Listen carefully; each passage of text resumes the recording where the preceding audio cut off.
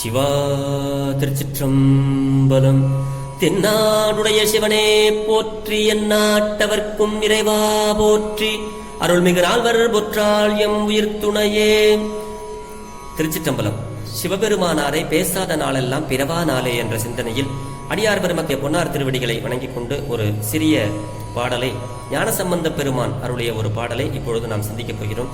இந்த பாட்டு சிவபெருமான், அதாவது நம்ம சிவபெருமான் முன்பு பாடி நலம் பெற வேண்டிய புண்ணிய செந்தமிழ் பாடல். இந்த பாடல்ல சுவாமி எப்படி இருக்கிறார் அப்படிங்கிறது, அவருடைய உருவத்தை அப்படியே நமக்கு ஞானசம்பந்த பெருந்தகையார் அப்படியே அழகா கொண்டு வந்து காட்டுறாரு. தெரிஞ்ச அளவுல இந்த பாடல் அருளிய இடம் திருவேழிமிழலை, முதல் திருமுறை. பண் நட்டப்பாடை, ராகம் கம்பீர நாட்ட, தாளம் ரூபகமா வரும். ஒரு சின்ன ஒரு பெரும்பற்ற புலியூரானே பேசாத நாளெல்லாம் பிறவ நாளே, ஒரு சின்ன சிந்தனை மாதிரி இந்த பாடலை உங்களுக்கு தொகுப்பை கொடுக்குறேன். அருமையான பாடல். திருச்சிற்றம்பலம்.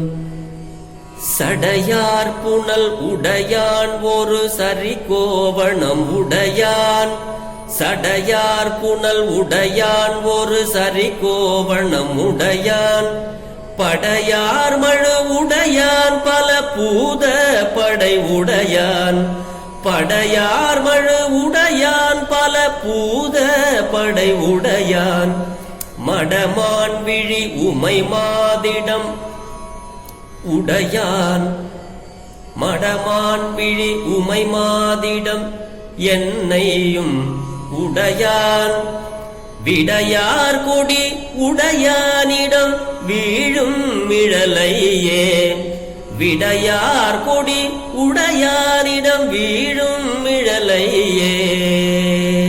இது இரண்டாவது தாளம். முதல் தாளத்துல நம்ம உண்ணாமுலை உமையாரோடு வரும் இல்லையா, அந்த மாதிரி பாடுறது. எப்படி? சடையார் பூனல் உடையான் ஒரு சரிகோவணம் உடையான். சடையார் புனல், சடைமுடியில் உள்ள கங்கை, அதான் சடையார் புனல். புனல் என்றால் நீர், சடைனா பெருமானுடைய திருமுடி, கோவணம் பெருமான் கோவண ஆடை உடையவர். படையார் மழு அப்படின்னா, மழு படையை கையில வச்சிருக்கிறாரு சிவபெருமான், அதான் அப்படிங்கிறாரு. மாது இடம் உடையார்னா உமையை இடப்பாகத்தே உடையவர்.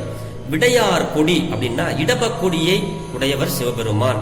இந்த பாடலினுடைய விளக்கம் என்ன அப்படின்னா, சடையார் புனல் அப்படிங்கிறதுக்கு என்னன்னா, சடைமுடியில் கங்கையை தரித்தவரும், இடையில் கோவண ஆடையை அணிந்தவரும், மழு ஆயுதத்தையும் பூதப்படைகளையும் உடையவரும், மான்விழி போன்ற கண்களை உடைய உமையை இடபாகத்தே கொண்டவரும், என்னை ஆளாக உடையான், என்னை ஆளாக உடையவரும் ஆகிய சிவபெருமான் எழுந்தருளி உள்ள இடம் திருவேழிமிழலையே ஆகும் அப்படின்னு ஞானசம்பந்த பெருமானார் முதல் திருமுறையில சொல்றாரு, நட்டப்பாட பண்ணல சொல்றாரு. ஆக குறிப்பு என்னன்னா, சிவபெருமானாருடைய திருவுருவத்தை அழகுபட கூறும் அரிய பாடல் இப்பாடல். விடை, அதாவது விடைனா காலை, காலை தர்மத்தினுடைய அடையாளம், தர்மமே வடிவானவர் சிவபெருமான் என்பதை உணர்த்தவே விடையார் கொடியை உடையவர் எனப்பட்டார் அப்படிங்கிறாரு சுவாமி.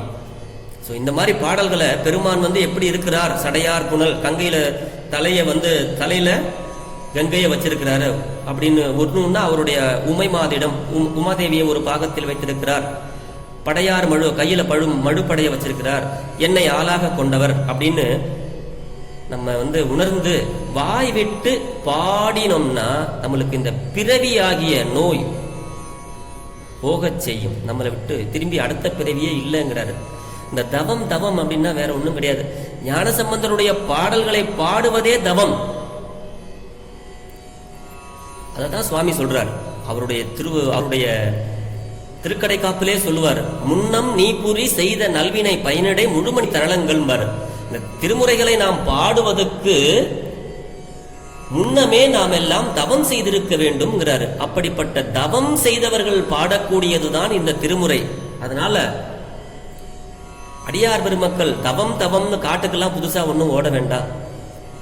திரு முன்பு, அதாவது சிவபெருமான் முன்னாடி நின்று ஞானசம்பந்த பெருமானார் அருளிய இப்படிப்பட்ட பெருமானாருடைய புகழ் மிகுந்த பாடல்களை, சிறப்புடைய பாடல்களை மனம் ஒன்றி நம்மளுடைய குறைகளையும் கோரிக்கைகளையும் வேண்டுதல்களையும் பெருமானாரிடத்துல மனம் உகந்து விரும்பி பாடல்களின் மூலம் நாம் பெருமானுகிட்ட கேட்டோம்னா வாழ்வில் அனைத்து நலங்களும் வளங்களும் தருவார் என்று சொல்லி இன்றைய சின்ன சிந்தனையை, பெரும்பற்ற புலியூரானை பேசாத நாளெல்லாம் பிறவா நாளே என்ற சிறிய சிந்தனையை உங்களோடு பகிர்வதில் மிக்க மகிழ்ச்சி.